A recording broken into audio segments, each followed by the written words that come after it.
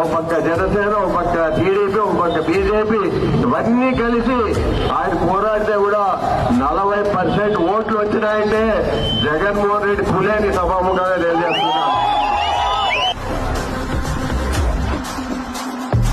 తప్పకుండా ఈసారి మీ వాళ్ళే మీకు ఓటేస్తే నేను ఛాలెంజ్ చేస్తానని చెప్తున్నా.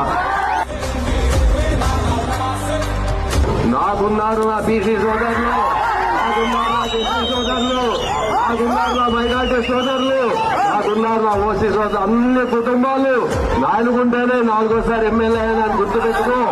మాటలు మాట్లాడితే కాదు, చేతులతో చూపిస్తారు మా ప్రజలు.